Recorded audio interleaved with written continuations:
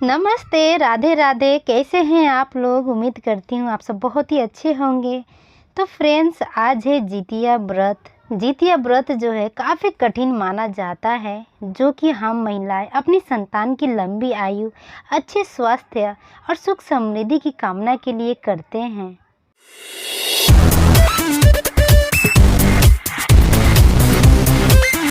ये व्रत जो होता है, ये निर्जला व्रत होता है। पूरा दिन बिना पानी के रहना पड़ता है। तो ये रहा हमारा ये 4 बजे का ब्लॉग है। सुबह सुबह हम उठकर और ये रोटी बना रहे हैं पूजा के लिए, क्योंकि दही चिवड़ा ही चढ़ाया जाता है इसमें सुबह सुबह 4 बजे। तो ये जितिया व्रत को जीवित पुत्रिका के नाम से भी जाना जाता है, और ये व्रत जो है ज़्यादातर बिहार के लोग ही करते हैं। और बिहार के लोग जहाँ भी बसे हुए हैं, लाइक नेपाल में बसे हुए हैं, तो वहाँ पे ही ज़्यादा किया जाता है। तो आज दिन है शुक्रवार और तारीख है 6 अक्टूबर की। सुबह 4 बज रही है अभी, और मैं यहाँ पे रोटियाँ बना रही हूँ, छोटी छोटी रोटियाँ बना रही हूँ पूजा के लिए।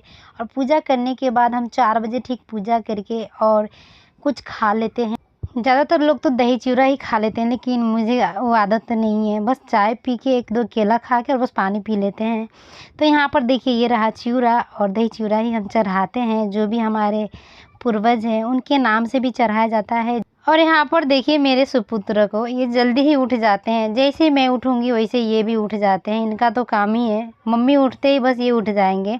तो यहाँ पे मैं हूँ और मेरी जेठानी है, हम दोनों साथ में मिल के पूजा कर रहे हैं। तो कोई भी त्यौहार पड़ता है हम दोनों साथ ही करते हैं। और यहाँ पर देखिए वो अपना पूजा करने की धुन में है, और मैंने चुपके से उनका वीडियो ले लिया, क्योंकि उनको वीडियो शूट करना अच्छा नहीं लगता है, उनको ब्लॉग में आना। लेकिन मैंने चुपके से वीडियो ले ही लिया उनका। मुझे अच्छा लगता है, पूरा फैमिली एक ब्लॉग में आते हैं तो मुझे भी अच्छा लगता है, सबका निशानी हो जाता है इस ब्लॉग में।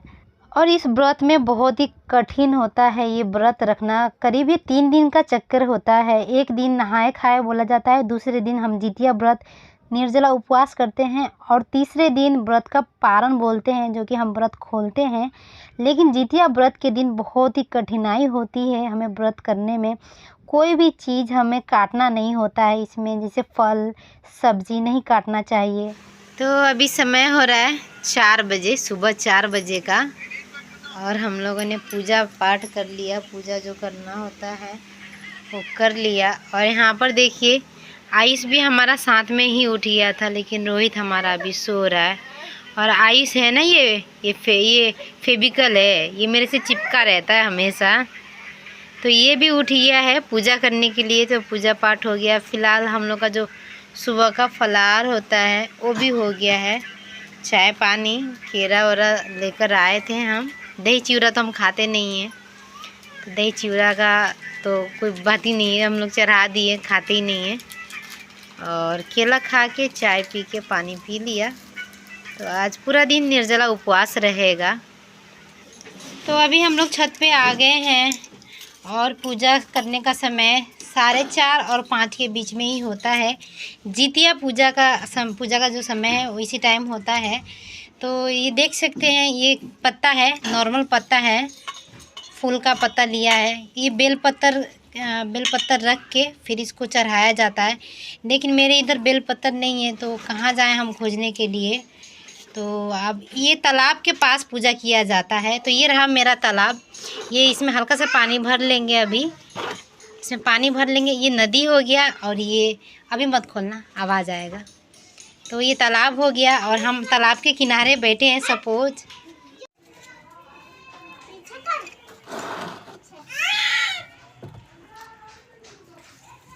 तो ये देख सकते हैं पीछे मेरे खेल रहे हैं अभी। और मेरा भगीना, ये देखिए, मेरे भगीने से मैं हेलो बोल दो। हेलो।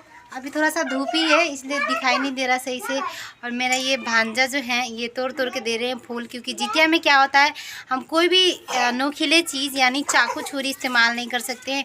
कोई चीज़ को तोड़ नहीं सकते हैं, किसी चीज़ को काट नहीं सकते हैं। यही सब है नियम जितिया पूजा का। कुछ भी तोड़ना मना है। हाँ, बहुत अच्छा। तो सपोज मैं नदी के किनारे आई हूँ, और ये रहा मेरा नदी, ये देख सकते हैं। ये रहा मेरा नदी और ये पूजा का सामान है। तो चलते हैं पूजा का स्टार्ट करते हैं, शुरुआत कर। बेल पत्तर नहीं है तो क्या करें, हमें पत्तियों से काम चलाना पड़ रहा है। अगर ये गांव होता, हम गांव में रहते तो सारा ही सुविधा मिल जाता है गांव नगर में, बट यहाँ पे शहर में कहीं कहीं मिलता है, कहीं कहीं नहीं मिलता है।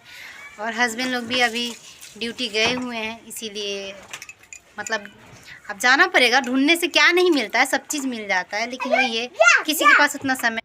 तो मैं पूजा बहुत ही सिंपल तरीके से कर रही हूँ। सिर्फ मैंने जल लिया है और सरसों का तेल लिया है। ये बेल पत्तर रखा जाता है इसकी जगह पे, लेकिन मैं यहाँ पे पत्तियों से सजा रही हूँ।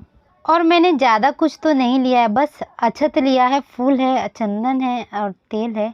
सिंपल ही पूजा कर रही हूँ कि आप इसकी जगह पे कुछ भी चढ़ा सकते हैं, फल फूल भी चढ़ा सकते हैं।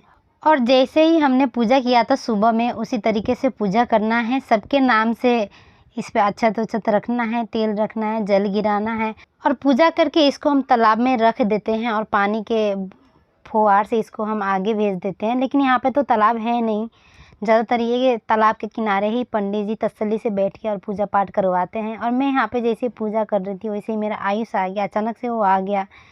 और देखते देखते मैंने उसको गोद में ले तो लिया, लेकिन अचानक से क्या हो गया कि उसने अगरबत्ती को एक बैग से पकड़ ही लिया। उसको लगा क्या है नहीं है, तो हमें ब्लॉग को यहीं पे इसको बंद करना पड़ा। एक बैग से उसने पकड़ लिया हाथ से ही अगरबत्ती को।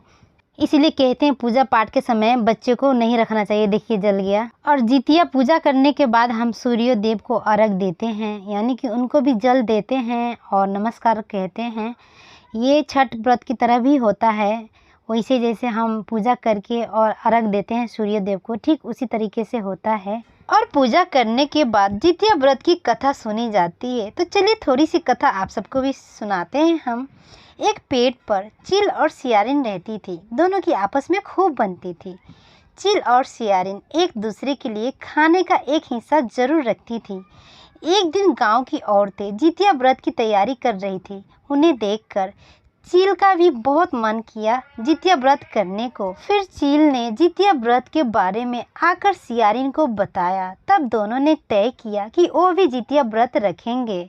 लेकिन अगले दिन जब दोनों ने व्रत रखा तो सियारिन को भूख और प्यास दोनों लगने लगी।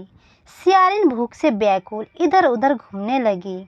व्रत के दिन गांव में किसी की मृत्यु हो गई। यह देखकर सियारिन के मुंह में पानी आ गया। फिर सियारिन ने अंध जले शव को खाकर अपनी भूख को शांत किया। वह भूल गई उसने जितिया का व्रत रखा है। और दूसरी ओर चील ने पूरी निष्ठा और मन से जितिया का व्रत और पारण किया। चील और सियारिन ने अगले जन्म में सगी बहन बनकर एक राजा के घर में जन्म लिया। चील बड़ी बहन बनी और सियारिन छोटी बहन। दोनों का विवाह राजा के घर में हुआ। चील ने 7 बेटों को जन्म दिया, वहीं सियारिन के बच्चे जन्म लेते ही मर जाते। ऐसे में अपनी बहन को सुखी देखकर सियारिन अंदर से जलने लगी और उसने चील के 7 बेटों को मरवा दिया। चील के 7 बेटों के सिर कटवाकर उनके घर भेज दिया। यह सब देखकर ज्यूतवाहन ने मिट्टी से 7 भाइयों के सिर बनाए और उनको उनके घर भेज दिया। इसी प्रकार से ज्यूतवाहन ने चील के बेटों की रक्षा की, क्योंकि चील ने पिछले जन्म में जितिया का व्रत रखा था। और जब सियारिन को पता चला कि उनके बेटे का पुण्य जन्म हो गया है तो सियारिन को बहुत ही अफसोस हुआ। और सियारिन को अपनी भूल का एहसास हुआ। तो फ्रेंड्स, ये रहा मेरा छोटा सा कथा जो कि मैंने पढ़ के और अपने लैंग्वेज में आप सबको बताया। और ये जितिया व्रत का तीसरा दिन यानी 7 अक्टूबर का दिन पारण वाले दिन का है। इस दिन हम खीर बनाकर और ठंडा करके चढ़ाते हैं। ध्यान रहे गरम गरम तो हम चढ़ाते नहीं हैं, और आप लोग भी यदि करते हैं तो गरम गरम कभी भी कोई भी चीज़ें नहीं देना चाहिए भगवान को। और यहाँ पर देखिए, यहाँ पर सबके नाम का हम निकाल लिए हैं। जिनको जानते हैं उनको भी और जिनको नहीं जानते हैं उनके नाम से भी हमने निकाल कर जल देकर और पूजा कर रहे हैं। और मेरा एनर्जी हो गया है लो, बिल्कुल ही लो हो गया है, क्योंकि आइस दूध पीता है मेरा ही। और मैं इतना डिहाइड्रेशन हो गया है मेरे बॉडी में कि कोई काम नहीं करा जा रहा है। तो मैं सुबह ही जैसे तैसे उठकर मैंने खीर तो बना लिया, लेकिन बिल्कुल एनर्जी नहीं है, मन कर रहा है बस सो जाऊं जाके, इतना एनर्जी लो हो गया है। और पूजा करके मैं अभी थोड़ी देर रेस्ट करूंगी। तो पारण का अभी समय नहीं हुआ है तो इसलिए अभी पारण नहीं करूंगी। और मैं यहाँ पर जो पूजा सुबह का नियम होता है तो मैं सुबह सुबह ही पूजा कर ली हूँ यहाँ पर। तो फ्रेंड्स, कैसा लगा मेरा ये आज का ब्लॉग? अगर अच्छा लगा होगा तो प्लीज़ एक लाइक ज़रूर कीजिएगा, क्योंकि आप सबकी एक लाइक ही मुझे मोटिवेट करता है अगली वीडियो अपलोड करने की। आज के लिए बस इतना ही, मिलते हैं अगले वीडियो में, तब तक के लिए बाय बाय। अच्छे रहिए, स्वस्थ रहिए।